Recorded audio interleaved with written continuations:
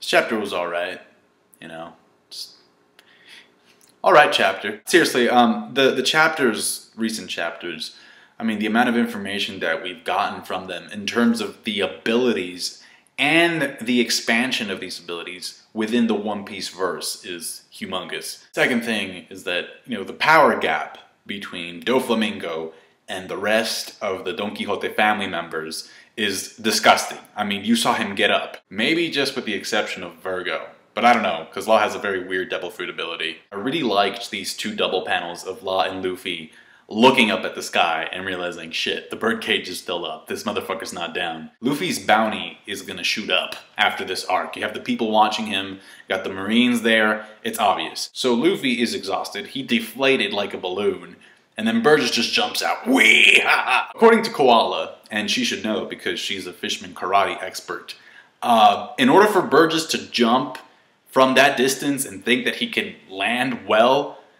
his legs must be like fucking tanks, apparently. And that's not really that surprising. I mean, I always knew that Burgess was just fucking strong, but like pre-time skip, he's actually able of throwing a house at Ace, just casually lifting up a house and be like, whoosh. He says he's going to kill Luffy and then take the Gomu Gomu no Mi. So this goes back to Punk Hazard when the smiley, you know, shaped like a mudkip, it died, and there was an apple nearby, and the apple became a devil fruit, so I'm guessing that Burgess has like some bananas or something.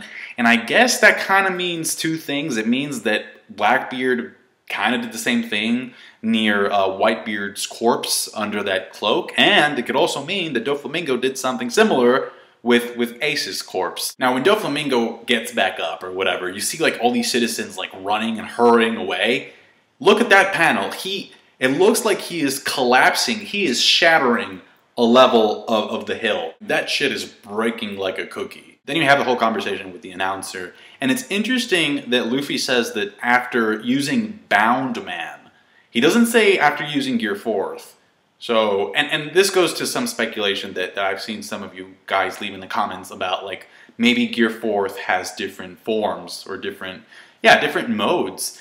So he's like, after Bound Man, I can't use Haki for like 10 minutes. And Law actually foreshadowed this in the previous chapter when he said it looks like he's overexerting his Haki. So the whole idea of Haki having a limit is a new concept. And I know Oda is like the god of foreshadowing, but I think this is one of those things, and I'm not holding this against Oda by any means or anything. I'm just saying, I think the way that I know the series is like, it's obvious that this is something that he had to introduce for New World purposes. Because I think he realized that the power scaling was going to be disgusting. So I don't think this was, you know, thought of in advance. And that's not a bad thing.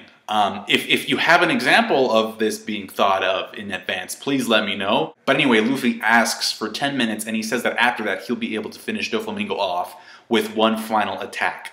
However, he doesn't say that he's going to go back into Gear 4th.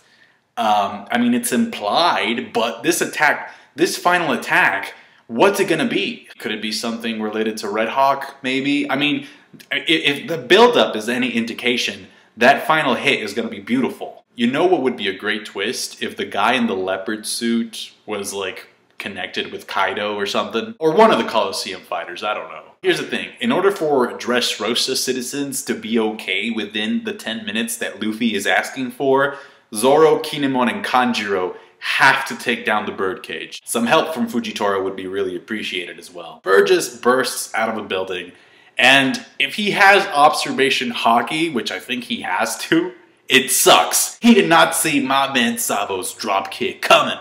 This is like, it just took him by surprise. And look how deep that kick is. You even see his cheeks going like a blowfish or something, like.